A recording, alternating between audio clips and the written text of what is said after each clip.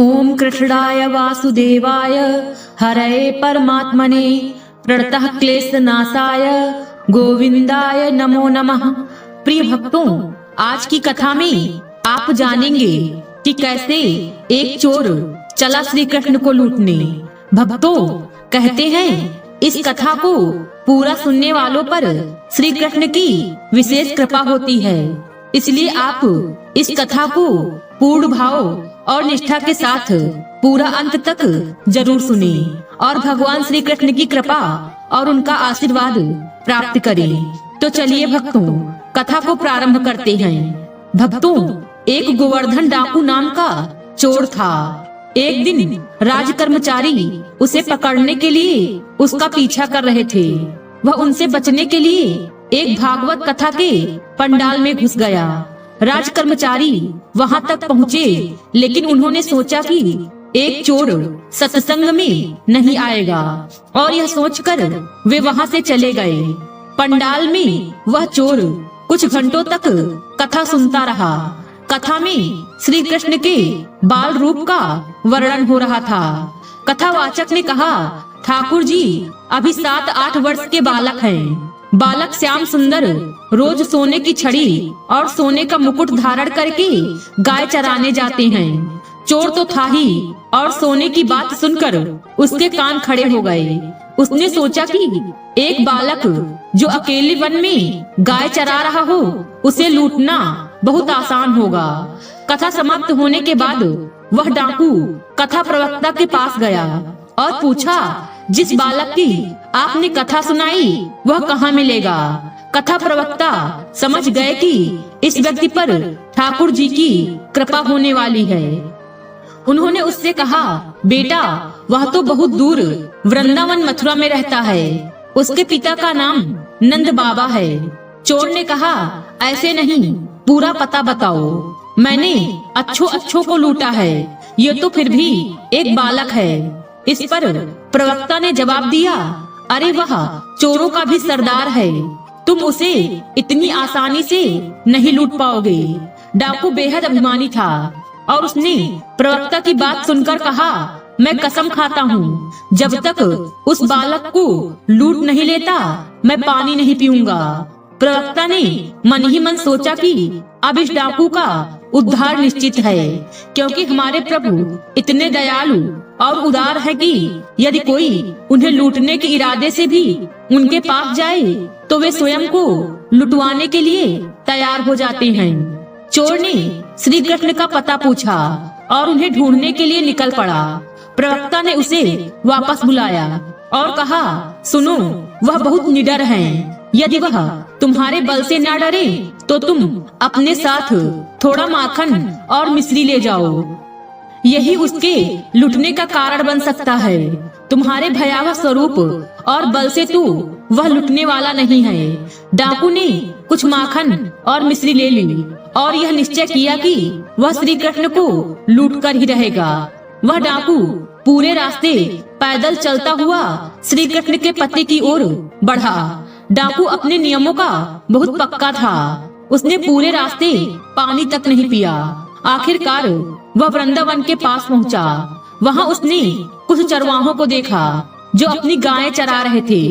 उसने उनसे श्री कृष्ण के बारे में पूछा।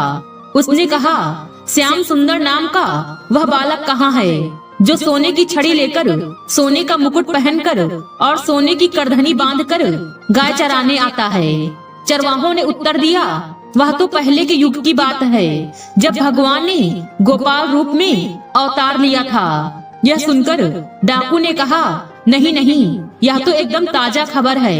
मैंने कुछ दिन पहले ही इसके बारे में सुना और तभी यहाँ आया हूँ। तुम मुझे भटकाओ मत, मैं स्वयं ही श्याम सुंदर को ढूंढ लूंगा। वह बेचारा भूखा प्यासा कई दिनों से पैदल चलकर आया था। जिस किसी से भी पूछता वे कहते कि यह तो बहुत पुराने समय की कहानियां मात्र हैं। उन सब की बातें सुनकर वह निराश होने लगा और अपने भीतर ही भीतर श्याम सुंदर को पुकारने लगा। अब वृंदावन में कोई श्री श्याम सुंदर को पुकारे और वे प्रकट न हो, ऐसा भला कैसे हो सकता है? अचानक उसके सामने का दृश्य बदल गया। उसने देखा कि बहुत सी सुंदर गायें और ग्वाल बालक उसके सामने आ गए।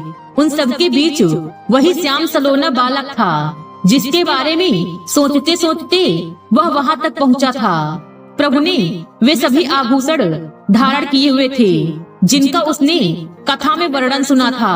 प्रभु ने देखा कि एक अलबेला भक्त उनकी ओर आ रहा है, तो उन्होंने सभी शाखाओं को कहीं और जाने के लिए कह दिया।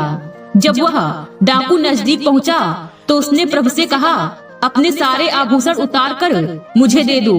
ठाकुर जी मुस्कुराकर बोले, ये आभूषण मेरे हैं, मैं तुम्हें क्यों दूं? डाकू ने गर्व से कहा, मेरा नाम सुनते ही अच्छे अच्छे लोग कांपने लगते हैं। जानता है तू मैं कौन हूँ? प्रभु ने भोलेपन से उत्तर दिया, मैं नहीं जानता तुझे। तेरा नाम क्या है? डाकू ने गर्व से कहा, मेरा नाम गोवर्धन डाकू है। प्रभु मुस्कुराए और बोले, तेरा तो बस नाम गोवर्धन है, पर मैं तो गोवर्धन धारी हूँ। यह सुनकर डाकू को उस कथावाचक की बात याद आ गई कि यह बालक डरने वाला नहीं है। डाकू ने बहुत प्रयास किया, लेकिन प्रभु पर कोई प्रभाव नहीं पड़ा। अंततः उसने हार मानकर कहा, सुनो, मैं तुम्हारे लिए माखन मिश्री लाया हूँ। यह सुनकर ठाकुर जी प्रसन्न हो गए।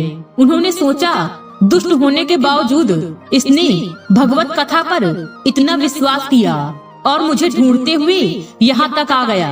ठाकुर जी ने माखन चखा और मुस्कुराते हुए कहा, तू भी इतने दिन से भूखा है, ये बचा हुआ माखन खा ले। इसके बाद प्रभु ने कहा, यह सब आभूषण ले जा। मेरी मैया के पास बहुत आभूषण हैं, वो मुझे नए आभूषण पहना देंगी। जब उसने प्रभु का दिया हुआ प्रसाद खाया, तो उसके सारे विकार नष्ट हो गए। उसके भीतर की दुष्टता समाप्त हो गई और वह प्रभु की कृपा से बदल गया। उसकी आंखों से आंसू बहने लगे। वह प्रभु के चरणों में गिरकर रोने लगा। ठाकुर जी ने फिर कहा, ले जा ये सारे आभूषण। लेकिन उसने हाथ जोड़कर कहा, प्रभु, मैं आपको छोड़कर यह आभूषण कैसे ले सकता हूँ? ठीक उसी क्षण उसकी मृत्यु हो गई और वह प्रभु का नित्य सखा बनकर उनकी सेवा में पहुँच गया। भक्तों, उस चोर ने सिर्फ एक संत की बात सुनी कि एक कन्हैया नाम का बालक है जो गाय चरा रहा है, और वह उसे ढूंढने चल पड़ा। उसने प्रण लिया कि जब तक भगवान नहीं मिलेंगे वह पानी तक नहीं पिएगा। और दूसरी तरफ हम हैं, हमारा जीवन धीरे धीरे व्यतीत हो रहा है, लेकिन हम अपने समय और ऊर्जा को भोग विलास में व्यर्थ कर रहे हैं। जब हम केवल प्रभु को पाने की सच्ची इच्छा रखेंगे, तब भगवान हमें तुरंत मिल जाएंगे।